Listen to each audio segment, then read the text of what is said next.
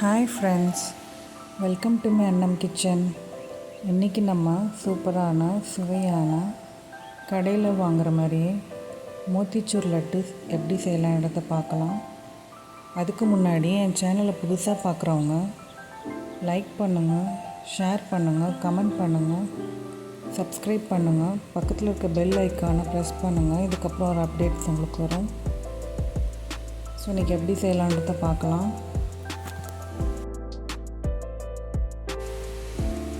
இதுக்கு 1/2 கிலோ கடலை மாவு எடுத்துக்கலாம். அது கையால் கட்டிகள் எங்கேயா இருந்துச்சுன்னா கொஞ்சம் உடச்சி விட்டுக்கலாம். கூடவே தண்ணி கொஞ்சம் கொஞ்சமாக சேர்த்து பிசைஞ்சிக்கலாம். அப்போ தான் அந்த கட்டி நல்லா உடையும்.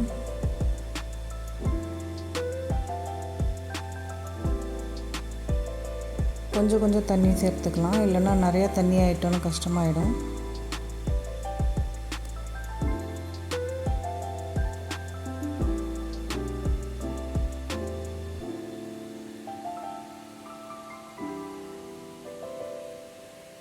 நம்ம தண்ணி கொஞ்சமாக பிசைஞ்சு விட்டு ஒரு தோசை மாவு பதத்துக்கு நம்ம கிளறி வச்சுக்கலாம். இந்த மாதிரி கொஞ்சம் தண்ணியாக இருக்கணும். இது கூடவே ஆரஞ்சு ஃபுட் கலர் சேர்த்துக்கலாம். ஒரு 1/2 டீஸ்பூன் அளவுக்கு போதும். நல்லா கலந்து விட்டுக்கலாம். இது அப்போ தான் அந்த கலர் லட்டுவாக வரும். இப்போ எண்ணெயை சூடு பண்ணிக்கலாம். கூடவே இந்த மாதிரி வடிகட்டுற கரண்டி இருந்தால் யூஸ் பண்ணிக்கோங்க. அப்படி இல்லைன்னா நம்ம வீட்டில் இருக்க ஜல்லி கரண்டியே போதும். அதில் மாவு கொஞ்சமாக விட்டு இந்த மாதிரி பொரிச்சிக்கலாம். இதுக்கு எந்த மாதிரி தான் ஷேப் வேணும் அப்படின்றது தேவையில்லை. ஏன்னா நம்ம செஞ்சு முடித்ததுக்கப்புறம் மிக்சியில் போட்டு அரைக்க தான் போகிறோம். அதனால் எந்த மாதிரி ஷேப் இருந்தாலும் பிரச்சனை இல்லை.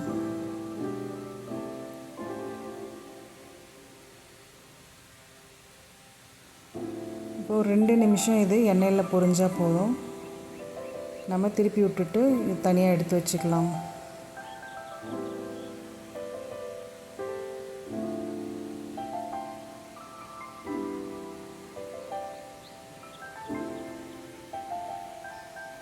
ரொம்ப கலர் மாறாமையும் பார்த்துக்கோங்க. மிதமான தீயிலே வச்சு வறுத்துக்கலாம்.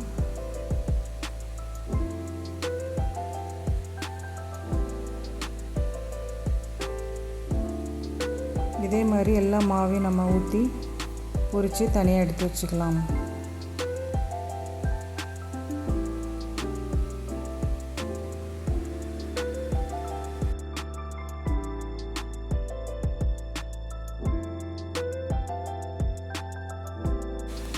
இப்போ பாருங்கள், இந்த மாதிரி நம்ம எல்லா கடலை மாவும் பொரித்து எடுத்துக்கலாம். இது ஒரு மிக்சர் ஜாரில் போட்டு குறைன்னு அரைச்சி எடுத்துக்கலாம். பாருங்கள், இந்த பதத்துக்கு இருந்தால் போதும், ரொம்ப நைஸாக வேண்டாம். இதை தனியாக வச்சுக்கலாம். ஒரு கடாயில் 500 கிராம் சர்க்கரை சேர்த்து அது கூட 200 ml தண்ணி சேர்த்து கொதிக்க வச்சுக்கலாம்.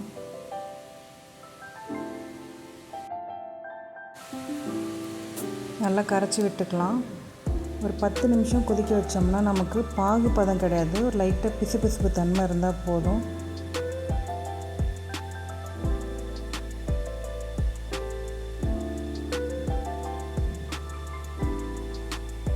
இது கூடவே நம்ம 1/2 டீஸ்பூன் ஆரஞ்சு கலர் பொடி சேர்த்துக்கலாம்.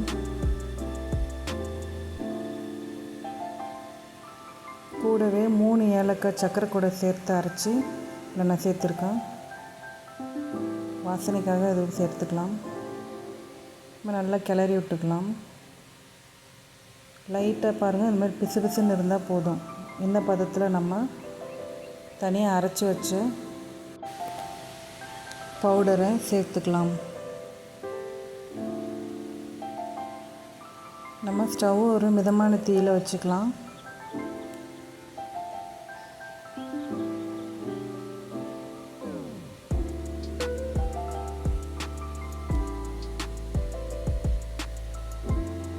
இதை நல்லா கிளறிக்கலாம்.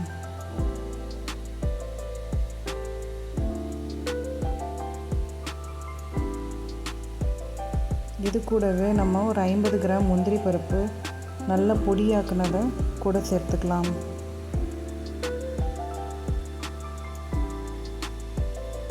சேர்த்து நல்லா கிளறி விட்டுக்கலாம். நல்லா அந்த பாகெல்லாம் மிக்ஸ் ஆகி நல்லா மாவு பிடிக்கிற பதத்துக்கு வந்துடும். இது கூடவே 2 டேபிள் ஸ்பூன் வாசனைக்கு நெய் சேர்த்துக்கலாம். இப்போ நம்ம ஸ்டவ் ஆஃப் பண்ணிடலாம். ஒரு 10 நிமிஷம் ஆறட்டுன்னு விட்டுடலாம். இப்போ நல்லா ஆறிடுச்சு. நம்ம இப்போ சிறு சிறு உருண்டைகளை எடுத்து லட்டு பிடிச்சிக்கலாம்.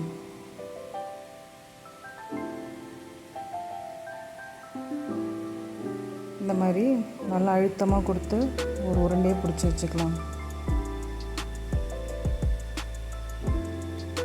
இதே மாதிரி எல்லா மாவையும் நம்ம உருண்டை பிடிச்சி வச்சிடலாம்.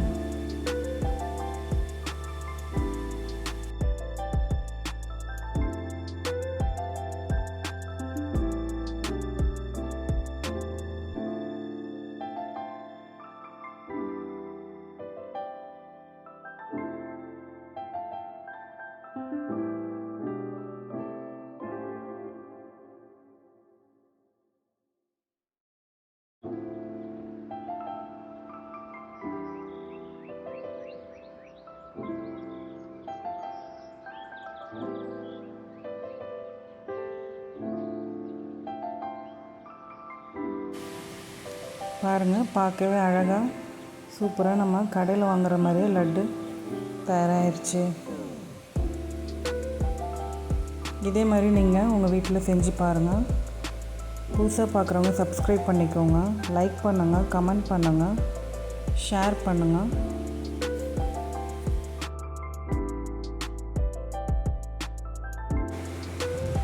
பாருங்கள், சூப்பராக சாஃப்டான மோத்திச்சூர் லட்டு தயாராகிடுச்சு.